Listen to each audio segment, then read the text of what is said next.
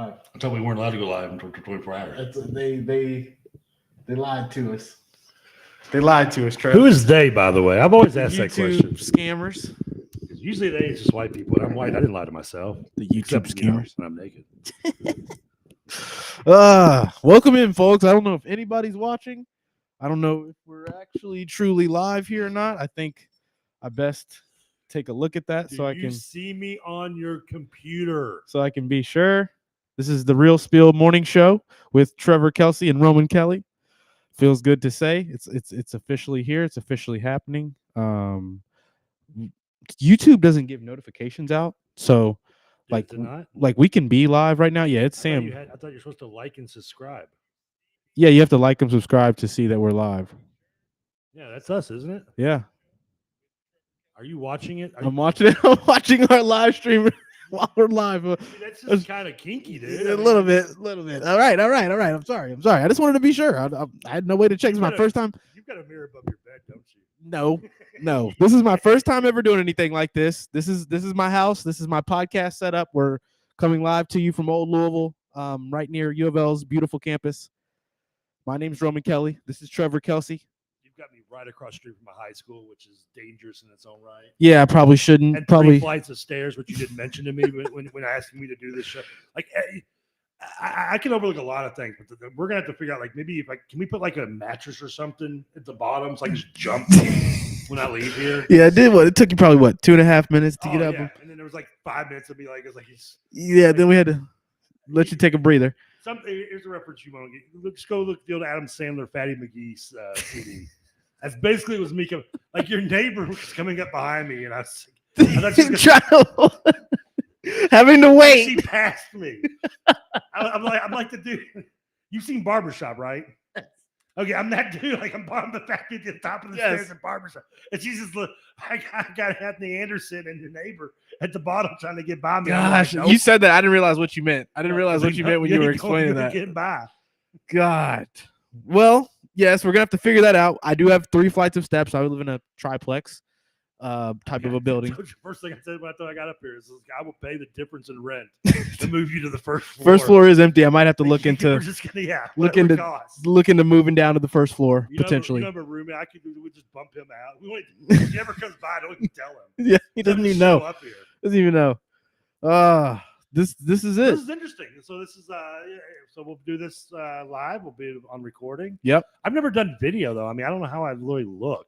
It's weird when it's 2 people sitting at and I'm holding this like mic in front of me. Yeah, we're not even at a rounded table. Like we don't even have the opportunity to like pretend like we're looking at the camera while we're talking to each other. We either have to talk to each other or have to look at the camera or have to look off into space. I just kind of look off into space. I like looking off into space as well. Roam around. I mean, I do catch the artwork in here a little bit, but yeah, my eyes just kind of roam a little bit. Yeah, I do have got some artwork in here.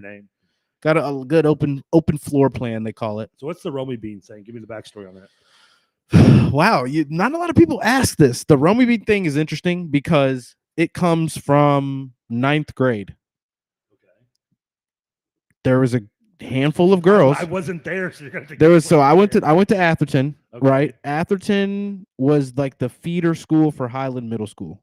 So every year, the most freshmen at Atherton typically came from Highland Middle School. Had a feeder school. Yeah, it's because of they have the same region of homeschools.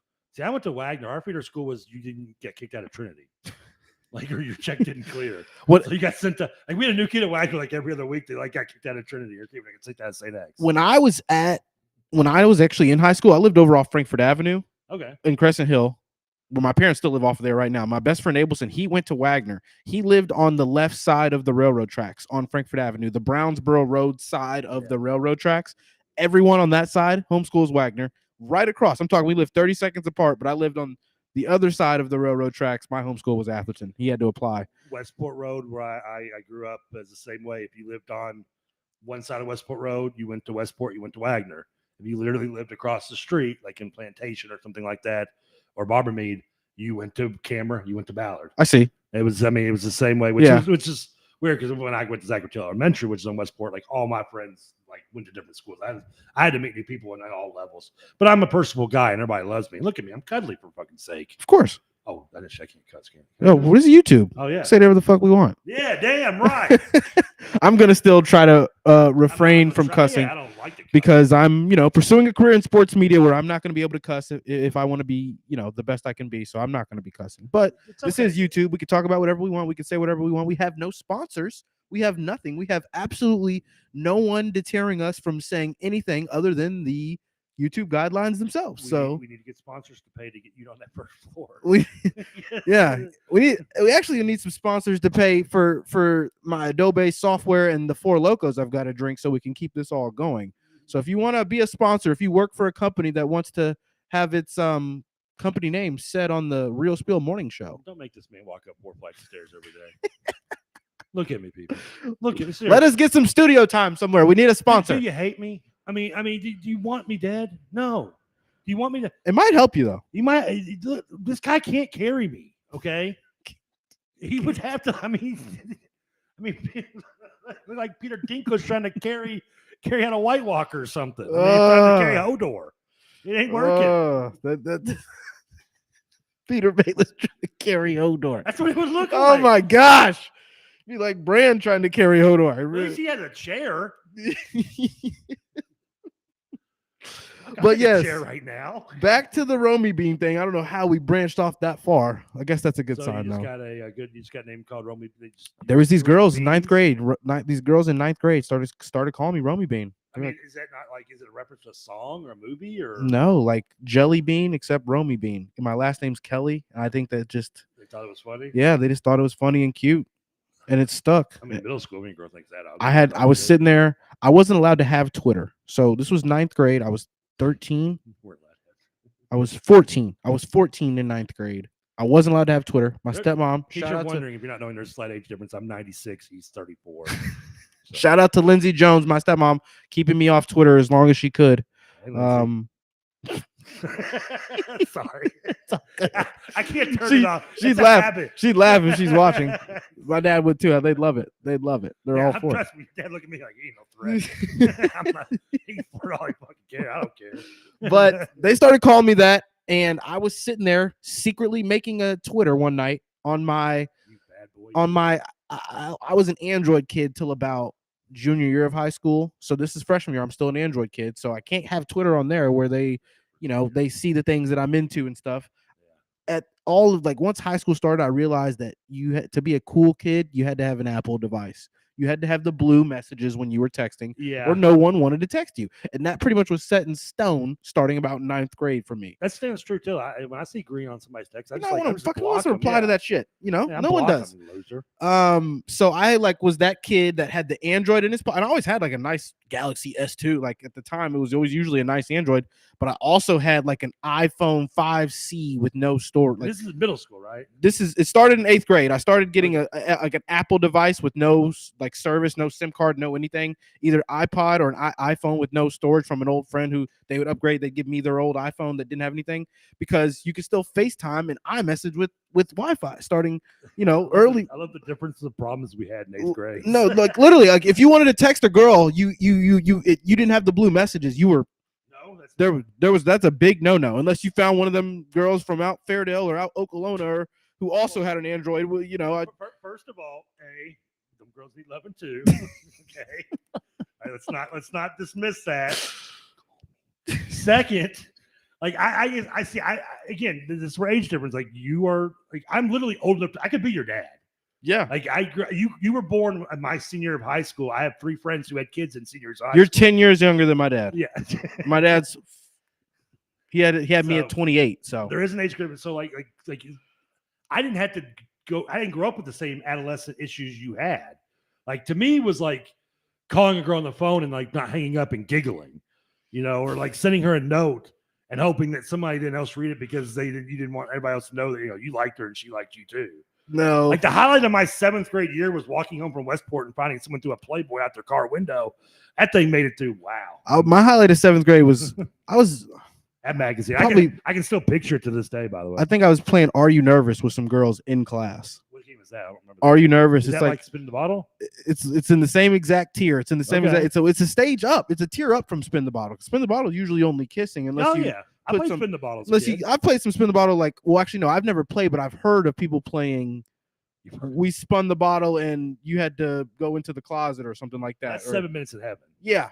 Same kind of thing here. Are you nervous? Is like you put your hand, you start off on the girl's knee. I never got lucky to get 7 minutes in heaven. I was only getting the bottle. Start off on the girl's knee, hand on her knee. You ask her, "Are you nervous?" And you move it up. If she says no, you keep moving it up and up and up until she says yes. Girls, that was like a thing. That was like a thing in middle school. We used to do that. All right. I'm sorry. I play that game now. Lock me up. What are you talking about? We were handsy in class in middle school. We were horny little kids going through changes in life. Okay, it's part of it. I experienced it. It was consensual. Of course, it was consent. That's the whole point of the game. Exactly. You're asking.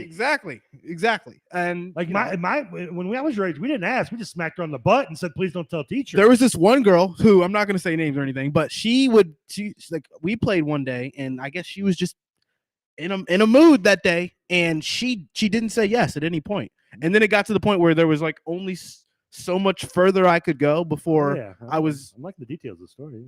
And then I got nervous. Well, of course. And I was like, all right, I'm nervous. I'm done. I don't need to touch anything. How old were you? This was a 7th grade, so I was 12, 13. Yeah. I saw it. Could I be scared to death? Yeah, like my hands are in her pants. Don't get me wrong. I see magazines and hands in her pants. Like there's no. Like I was like, yeah. At that point, I'm nervous and I had to stop. But like I was summer based great. These same girls that I'm talking about. So the funny thing about Highland Middle School is that we looped. So the kids that I had in my first day of class in 6th grade when I walked in my core classes. What core classes means are social studies, math, science, and English. Yeah. And just those classes.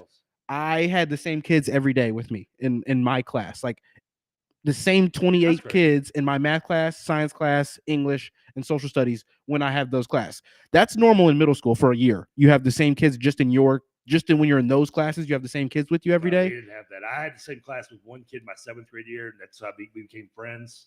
But other than that, we would change. I would have different people in every different class. No, yeah. For those 4 core classes, pretty much among middle schools, when I was in middle school, that was normal. Well, that was the only core classes we took in middle school. Well, so our other 2 classes of the day were, because that's 4 hours, right? The other 2 classes were your related arts or your special area electives, basically, how you would view it. And we called the special area something different back in my day.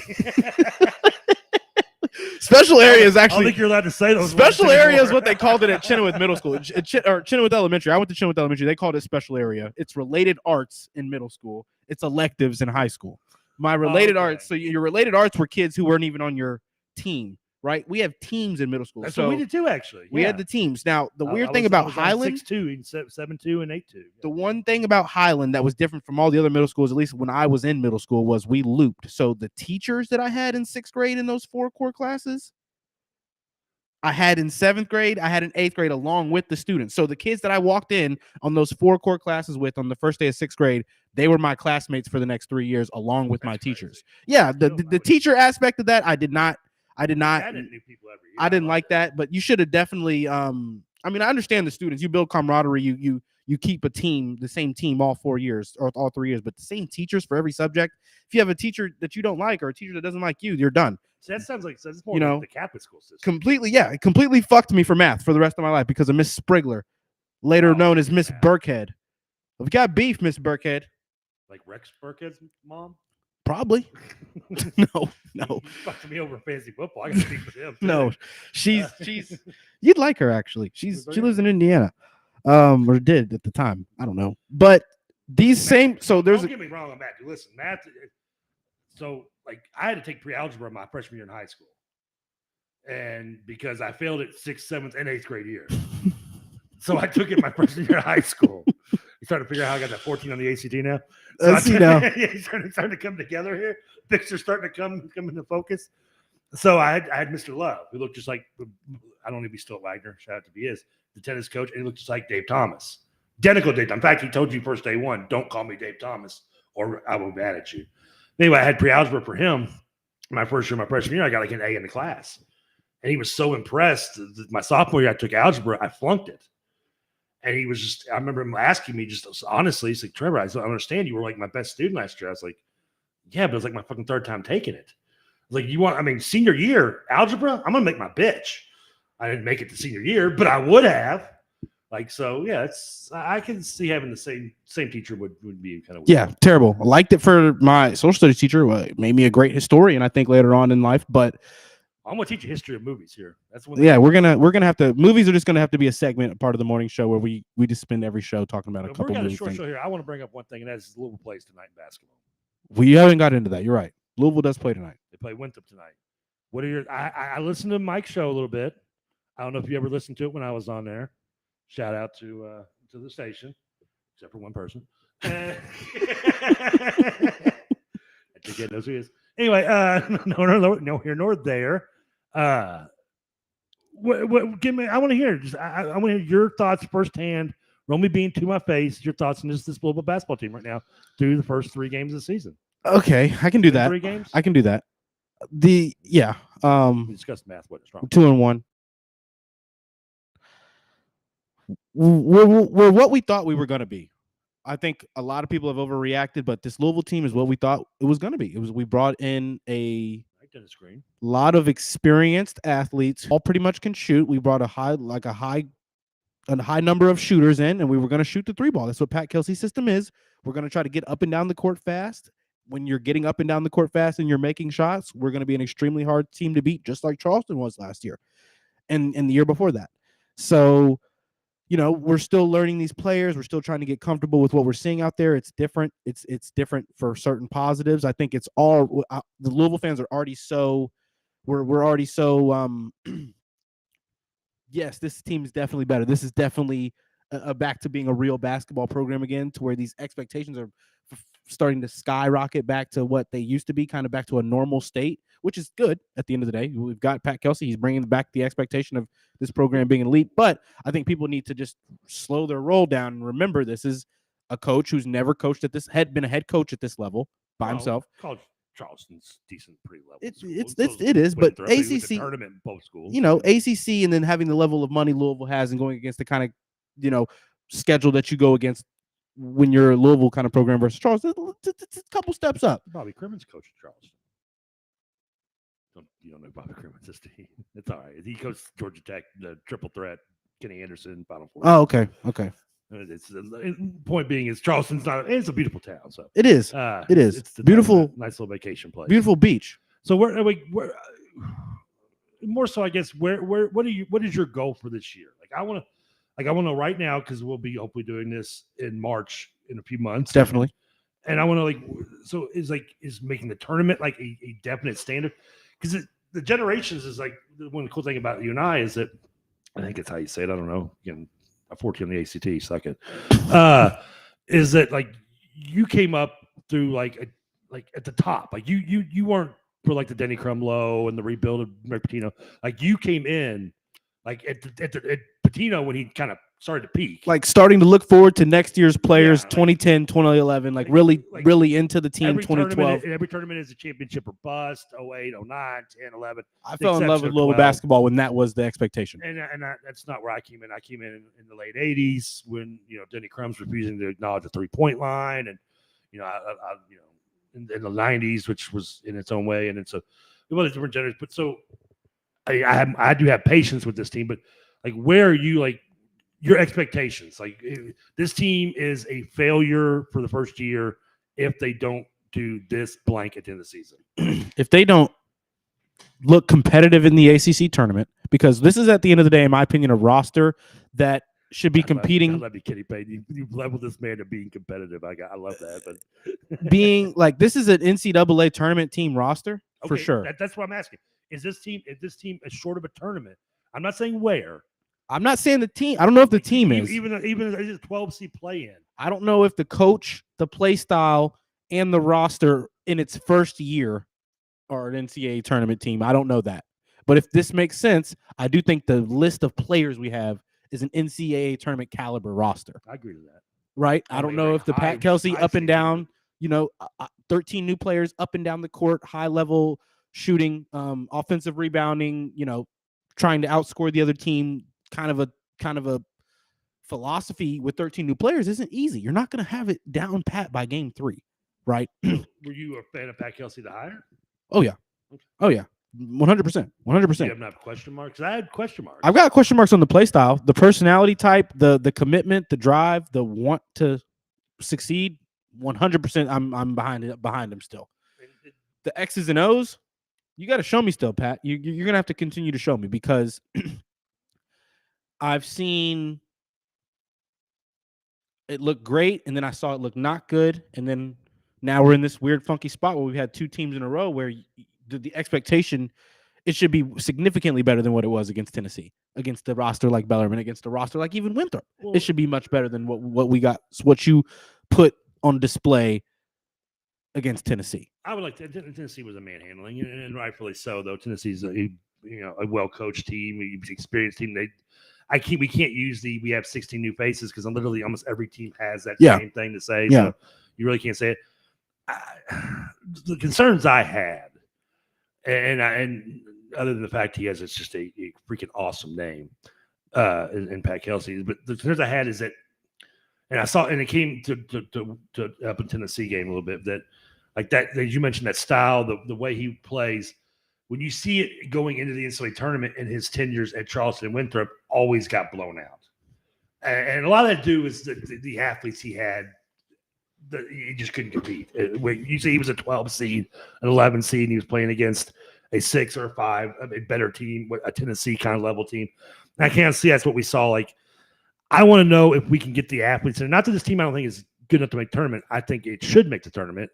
I'm not saying it will, but it should make the tournament. There you go. That's how you know he's been talking to Mike for years. I'm not saying it will, but I'm saying it should. It should. It should. It should be a tournament. Like, God. I expect this team to be an 8-9, at worst, maybe an 11-12 play-in or something. But I think this team should be at least an 8-9 seed. Anything above that would be gravy to me, but that's where I kind of put my ceiling with this team and the talent level they have. I just want to know if this system is going to excel when we do get better athletes. Because right now we've got a team that's called Charleston level. Yeah. Like, I mean, I think there's some, no, I mean, it is. I mean, you've got Edwards, who is, is a good star player at a mid-level James Madison level program we saw. Now, I want to see what he does against the rest of this ACC. But right now, I see a guy who can dominate Bellarmine, but get shut down by Tennessee. And that's a mid-level talent, and that's fine. I think he expect more out of him. I want to see more out of him. The same with Pryor, as well as and Chucky did a little lesser degree, because I think Chucky, who played at Wisconsin, is probably the best player on this team, and it's the guy that really the glue guy that's really gonna make this team go around. Yeah, in all different ways, defensively and offensively. But I just want to see if this. I'm intrigued to see beyond this year the talent that we can get into this system, and if the system can work with better talent in it. Nothing against talent has right now. I mean, this is brought in within 1 year. It's understandable.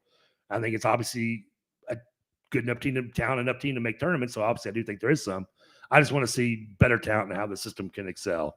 Because right now, with the talent level we have and what I've seen him do with Pat Kelsey and Pat Kelsey do at this talent level, I see a first round exit at best. Which I'm right there with you. The last 2 years, I'm right there with you. That's a wet dream, though, right?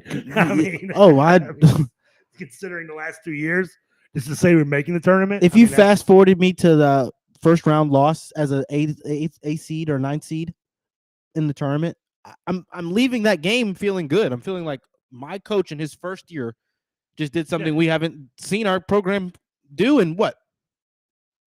Well, 2 years, unfortunately, but the patience is the virtue, unless I have no virtues. Yeah. So, I mean, obviously you would hate to lose in the first round, but if we can get back there, he assembled a tournament caliber roster in 1 year. If he can get there and actually make it to that first round, he will have achieved this year for me. But he has to keep improving. That's not you got to get the most out of this team. You got to get the most out of this team. You've got to keep this team learning, right? You can't just let it be all play now, even though clearly there's not enough guys who are as in tune with this system as others, right? I think you watch Javon Hadley and you watch Rain Smith, and you clearly see, I mean, Chucky, when he's being assertive, those three, like, they clearly know exactly where they're supposed to be on the floor, what they're supposed to be doing, and when they're supposed to be doing it. Chucky, Javon, or Rain, especially Rain, knows the system like the back of his hand. He does. He's played it for 3 years. Chucky clearly has already quickly learned it and learned a lot about it. He doesn't seem to pick his own spots as often and as well as we would like yet. We a little bit better against Bellarmine, but I'd like to see his offense. Too many one-on-one open driving lanes against Tennessee that he didn't take. Well, now he took. Sometimes he just. I don't know. I look better holding the mic or laying it down. I don't know. We're gonna. I don't know, but you need to talk a little closer to it. Okay, yeah, look closer. Good 9 Inch Nails song. I wanna bleep you like an animal. I need to make that our intro song. Closer. Right now, your neighbor's ceiling is like shaking because I'm doing that with my leg. It's like, what the? Romy! I think they're squatting anyway. They're not even supposed to be there. Who cares? I'm gonna jump. Play Van Halen. Damn, you made me forget I was gonna do. What was I talking about? Remind me. Chucky and Rain knowing the system. Chucky, I love what Chucky against Tennessee. Like he would get in the lane and just not know what to do. And you saw Edwards do that a lot too, which annoys me because when Edwards is aggressive, Edwards is the best player. Yeah, that's exactly how I was. He has to be aggressive now. In Tennessee game, a lot of times, and credit to Tennessee as well. But a lot of times you saw both of them drive and just not have any intention of shooting the ball. They wanted to pass it out. I hate that shit. And that is very annoying. It's very frustrating, that game. You came here to be those players who take those shots. And I think it was some level of intimidation from Tennessee, and they do that to you. I don't like that either. So I'm going to let it slide. But like with Chucky with the offensively, now defensively, the guy gives me wood. I watch him play defense. Yeah. Like it moves. Like it moves a little. They call that stick tight. Yeah. He's got that stick tight lockdown defense. Let's see. I'm learning things from I'm learning new generation. He's got that slang. sticky. Sticky? Chucky got that sticky. We see back in my day, sticky icky meant something else. No, Chucky got that sticky. You got the sticky. Okay. Chucky got that sticky. All right. That's what it's called. That's what it's called. Like the glove. Go look it up. The glove? Yes. Okay. I met the glove once. No way. Yeah. Got a picture with him. No way. I met him in Atlanta during the Final Four. One of my favorite players all time. Met me and my man Dugan Ryan and Trey Patrick and Trey Ryan? No, Patrick wasn't with us. Just Trey? It was just Trey. Patrick just texted me. Patrick went with us. He gets pissed at me, but I bring up that he was there because it wasn't. Have you and TK recorded your first episode? I said live now. This was at 1:54 though, so he missed all the good stuff. But I think we'll be able to upload this. Now with this team though, like I just with Chucky I love. Pryor I'm okay with. Nice little. This team obviously does. There's holes to be filled through the season and some gaps to be done. I'm not going to get it on to right now, but tonight's game should be at least a solid win. I mean, it's going to be emotional, obviously, for Coach because this is a team he once coached there 3-4 years ago, I guess, before he went to Charleston. Yeah. Mark Prosser, the coach there now, actually took Pat Kelsey's spot there. Is the son of Skip Prosser, his idol. Skip Prosser, if you remember. Coached at Wake Forest, passed away, unfortunately, and was an out to a lot of people and a really good guy. I never got to meet him, but I've heard nothing but good things about him. So I think there'll always be some motion with that. I don't know what the line is tonight, but I think that'll be a little key into the game. Definitely. It'll be an emotional game for Pat. It'll be a big game for them. I think one of their starters actually played for Pat Kelsey there. He's been there that long. Oh, I'm pretty sure one, their second leading scorer, not their guard, their leading guard they got from like Georgia Southern or something, or Lamar, I think actually is where he transferred from. Their main guard, if Chucky can sticky on him. Put that sticky on him. I sound so white saying that. Give him that sticky. If he can give him that sticky, then I think that Louisville should obviously have no problem winning tonight. I think so too. This will be a better team than Bellarmine. This will be a team that'll be a little bit more shooting, or a little bit better shooting, I think. And I think their big man's much bigger than Bellarmine's big man. The Hope kid. No, they don't have size. They don't have the. I thought they had one kid on the bench that was like. They're going to come at you with some 6'7", 240-pound kids. I thought they had like 1 6'10" kid.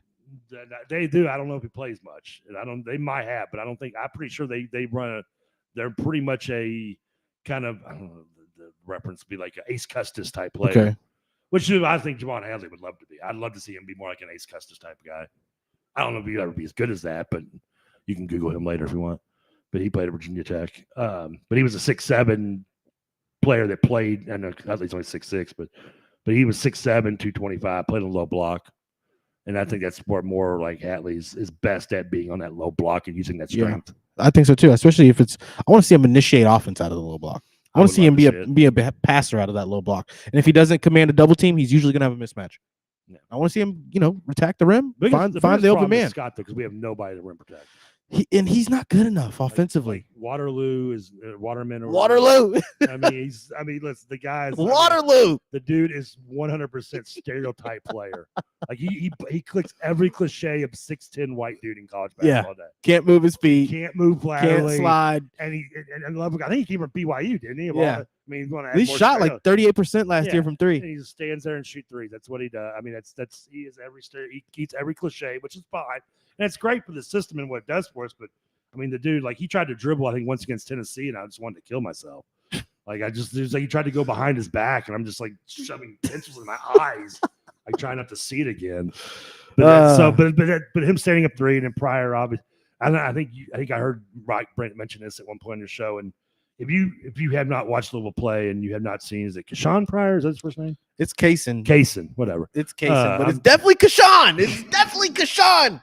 Kaysen, we're gonna have to talk about that, bro, because Pryor, the first time I saw him, I was sitting in my parole officers, and I had my phone. I was watching the damn, you heard me. I was watching the Bahama game when the Doster was calling. I'm sitting in like the little waiting room waiting to get called, and I brought up that phone. We're playing like against third graders, and I saw Pryor for the first time. I hadn't seen him in South Florida. I heard his name. I hadn't even looked at him.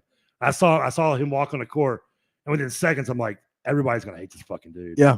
Like yeah. I don't. Everybody. I mean, I don't know. Like, the thing is he's going to be, and you saw it in Bellarmine, obviously, the way he got in their skin. He's going to be our DeMarcus Cousins, so to speak. I think in so many ways. I think so too. Everybody hates it, but even Louisville fans, he's going to drive me insane. Oh yeah, he's already. I hate when he puts the ball in the court. When he goes behind the back, I've already tweeted about it. When he goes behind the back on the dribble move, he's waiting.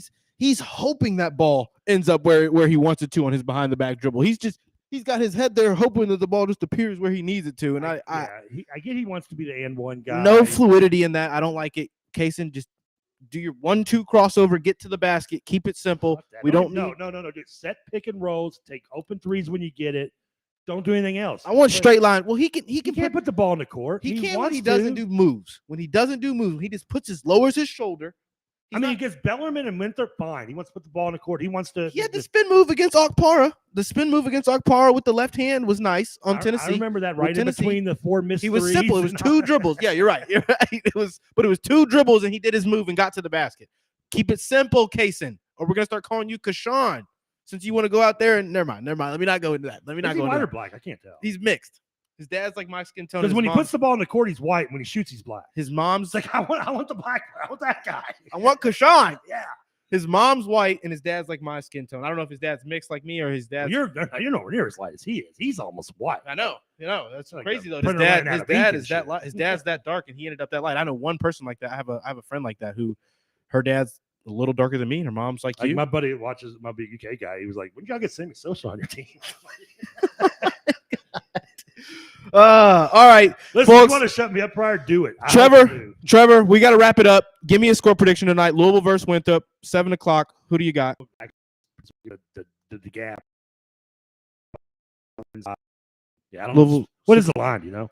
No, but I wish you go look. I was a Bellarmine, to be honest with you. I did not see that. We weren't on path to it. Felt like no, we barely covered. It was 29, which I thought was way too many points, and we did cover 32. Okay, let's see here. Kentucky covered as well, which was good. Arkansas didn't cover against their last game. Let's see here. Live line betting here. What do we got?